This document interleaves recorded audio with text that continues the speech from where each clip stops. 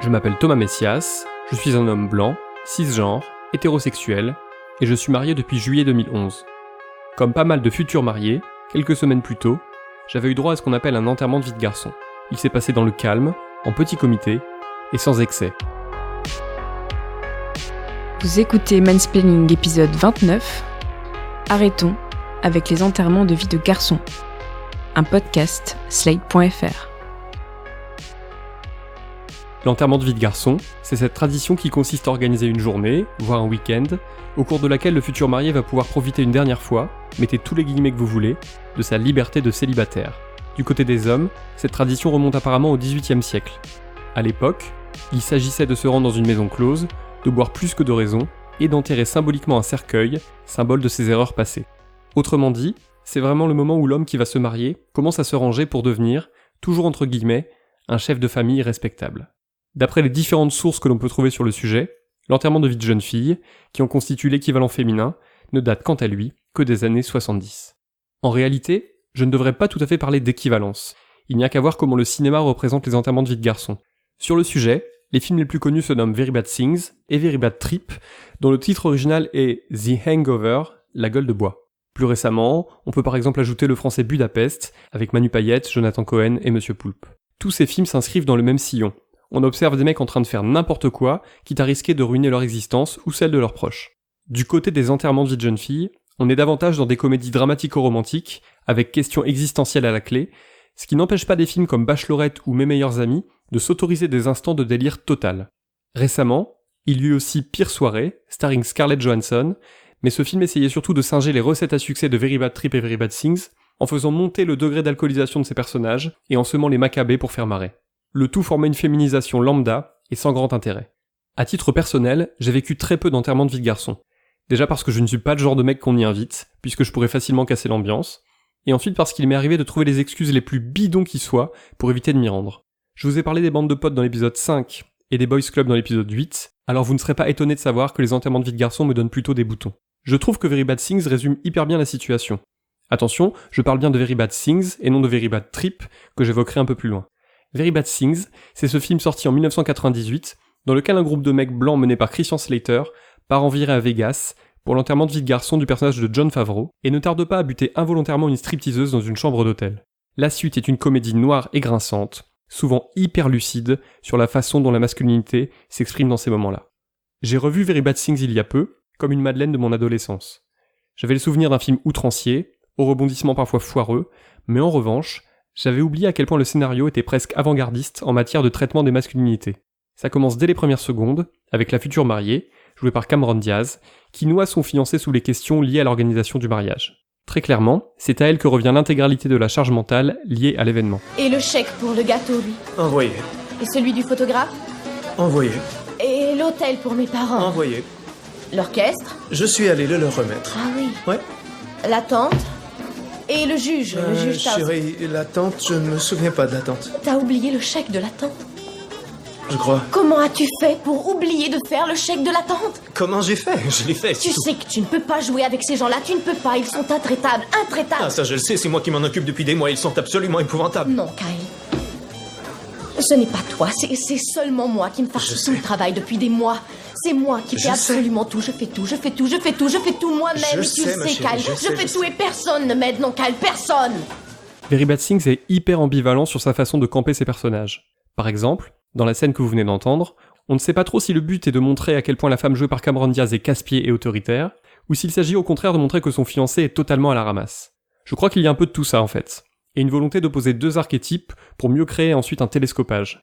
Il y a la jeune femme surexcitée à l'idée de se faire passer la bague au doigt, et puis il y a son monolithe de futur mari, qui se laisse embarquer passivement dans une vie conjugale pour laquelle il ne semble pas prêt à faire le moindre effort.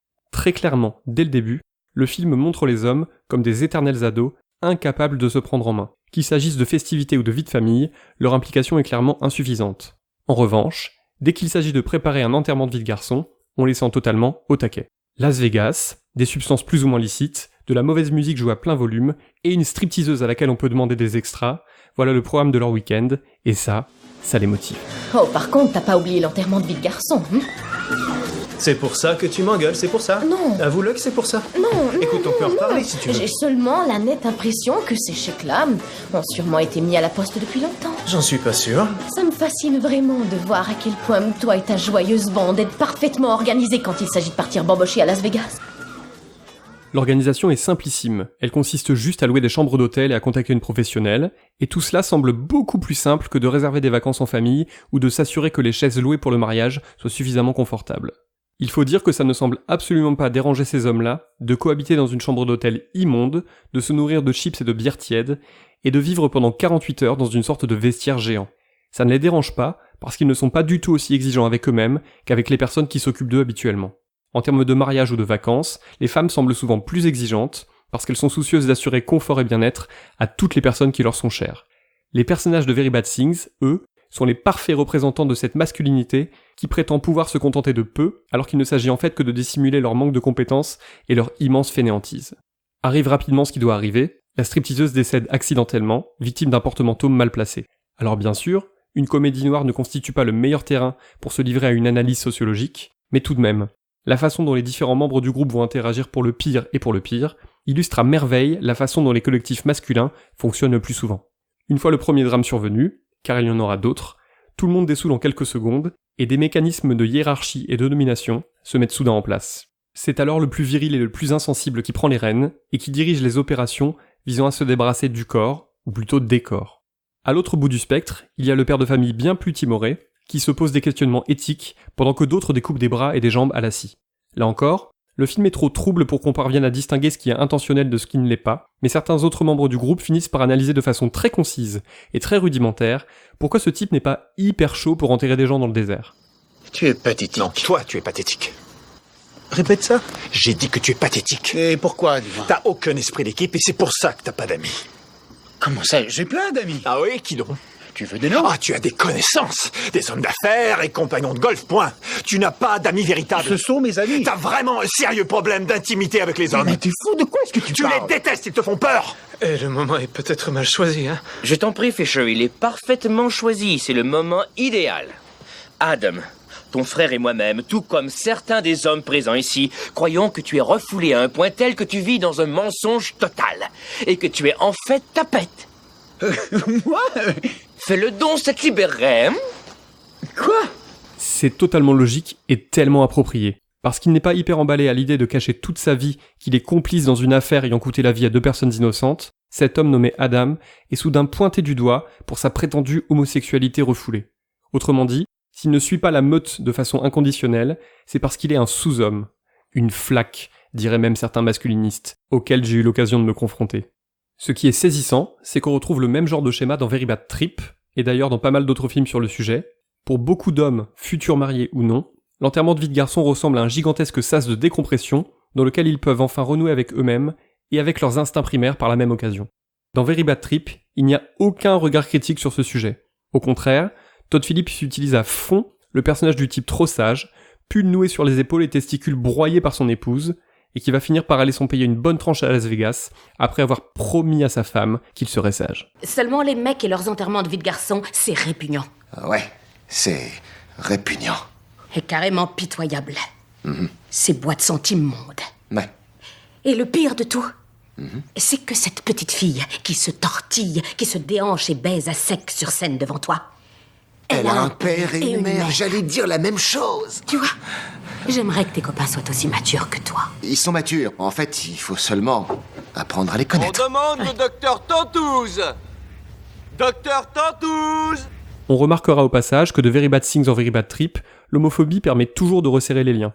Sauf que si dans le premier elle est interrogée, dans le second, pas du tout. Appeler son pote Dr Tantouze devant sa femme, c'est juste l'humilier un peu plus, et dans le film, c'est juste censé être extrêmement rigolo. En fait, les films d'enterrement de vie de garçon sont d'excellentes fenêtres pour comprendre comment un très grand nombre d'hommes considèrent le mariage. Comme une prison dans laquelle il faut accepter d'entrer tôt ou tard pour faire comme son propre père et comme ses amis, de façon à pouvoir ensuite former un foyer et faire des enfants, qui à leur tour se feront le relais de ce genre de tradition. C'est terrifiant à plus d'un titre. D'abord parce qu'on a l'impression que ces week-ends leur sont vitaux, comme des occasions bien trop rares de rattraper le temps perdu et de combler leurs frustrations diverses et variées. Ensuite parce qu'on rappelle que personne n'est obligé d'être en couple, de se marier ou d'avoir des enfants, et que toute personne qui n'a pas envie de rentrer dans ces cases-là est libre de le faire, même si la société met certes la pression. Faire passer les femmes pour des geôlières castratrices et la famille pour une prison, c'est beaucoup trop facile. Messieurs, si votre vie idéale consiste à faire la fête non-stop, c'est votre droit, mais n'embarquez personne dans vos mensonges et dans vos histoires.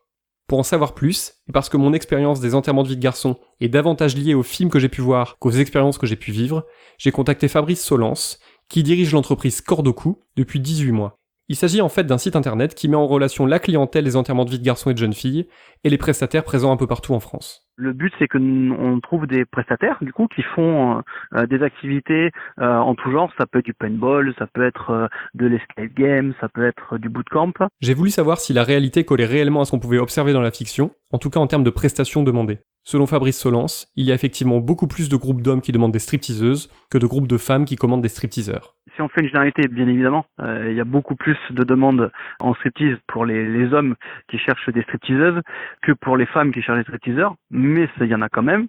Après, voilà, c'est peut-être culturellement parlant, on en voit dans les films, effectivement, on voit souvent les femmes avec un stripteaseur, plutôt que dans la réalité, c'est plutôt l'inverse. C'est plutôt les hommes qui cherchent le côté un peu sexy, un peu chaud, on va dire ça comme ça. Et après, voilà, je dirais que sur une moyenne, je dirais 70-30 pour les stripteaseuses et 30% pour les stripteaseurs. La bonne nouvelle, c'est qu'avec le mariage pour tous et l'évolution progressive, même si très relative, de notre société vers un monde moins genré, les demandes évoluent et les prestations aussi. Je pense qu'il faut vivre avec son temps. C'est aussi l'évolution de Corde au cou, de proposer des activités qui finalement, il y a plus de genre en fait. C'est-à-dire que pourquoi un homme finalement ne ferait pas une activité cuisine? C'est pas réservé qu'aux femmes. Comme dans la vie de tous les jours, aujourd'hui, c'est pas que les femmes qui font la cuisine à la maison. Les hommes s'y mettent de plus en plus. Donc voilà, je pense que ça suit un peu l'évolution, la libéralisation des mœurs. Et je trouve ça plutôt une bonne chose. Ouais. Je me souviens d'une chronique C'est compliqué écrite par Lucille Bélan pour Sled.fr. Elle y répondait à une femme qui s'inquiétait que son mec ait besoin d'organiser régulièrement, je cite, des week-ends entre couilles, dans une non-mixité volontaire, qui permettent apparemment aux hommes de profiter de l'absence de leur compagne et de leur femme pour se lâcher. Tout comme Lucille, je suis d'accord pour affirmer que je ne comprends pas quelle nécessité il y a à se réunir uniquement entre hommes. Je comprends la non-mixité lorsqu'elle résulte d'un besoin de se réunir entre personnes victimes des mêmes oppressions, c'est-à-dire par exemple de sexisme ou de racisme. Mais là ce n'est pas le cas. Et puis ce n'est pas comme si ces hommes allaient en profiter pour s'ouvrir mutuellement leur cœur et se dévoiler leurs sentiments les plus profonds. Ça me rappelle d'ailleurs la dernière partie du spectacle formidable de Laurent Siama, Bonhomme, dans lequel il parle justement des groupes d'amis mecs qui sont capables de parler d'absolument tout, sauf de ce qu'ils ressentent. Alors dans le spectacle, les sentiments finissent par monter quand même doucement à la surface, grâce à un long voyage de nuit et à une chanson bien choisie. Mais en réalité, tout ça arrive trop peu. Et si vous mettez 5 hommes dans une chambre d'hôtel ou dans une bagnole, ils vont surtout parler foot, éventuellement politique, mais c'est tout. Rien qui vaille la peine d'exclure leur meuf du cercle. Si j'évoque cette non-mixité, c'est parce qu'elle est peu à peu en train de disparaître des enterrements de vie de garçons et de jeunes filles, comme me l'a confié Fabrice Solence. Dans les groupes, ce n'est plus exclusivement que des hommes qui vont enterrer la vie de garçon et que des femmes qui vont enterrer la vie de jeune fille. Il y a aussi de la mixité, les copains, les copines, tout est un peu mélangé. Là encore, on en vient avec l'évolution un peu des mœurs et je trouve que encore une fois, c'est plutôt sympa parce que je pense que chacun a apporté sa petite touche et le but c'est de se marrer quoi. C'est de se marrer et que ça soit inoubliable pour le futur marié ou la future mariée. Cette mixité croissante, je trouve que c'est une très bonne nouvelle. Il n'y avait aucune bonne raison pour mettre systématiquement les hommes d'un côté et les femmes de l'autre. On ne va pas refaire le débat de quand Harry rencontre Sally, mais l'amitié homme-femme existe, donc il est tout à fait normal de mélanger les hommes et les femmes dans ce genre de célébration. Je pense d'ailleurs que ça pourrait éviter à des stripteaseuses de finir empalées sur des porte-manteaux, ou à des types de gober un équivalent du GHB et de ne plus savoir ce qu'ils ont fait du futur marié. Voilà, c'était l'épisode 29 de Mansplaining, un podcast proposé par Sled.fr. Merci à Aurélie Rodriguez et Benjamin Ours. Si vous avez aimé ce podcast, n'hésitez pas à le dire en nous couvrant d'étoiles partout où vous le pouvez, 5 de préférence, et en parlant le plus possible autour de vous. Toutes vos remarques et vos questions sont les bienvenues à l'adresse suivante, mansplaining@sled.fr. Vous pouvez aussi me contacter via Twitter, mes messages privés sont toujours ouverts. Toutes les références aux articles, œuvres, vidéos citées se trouvent dans la description de ce podcast. À dans 15 jours.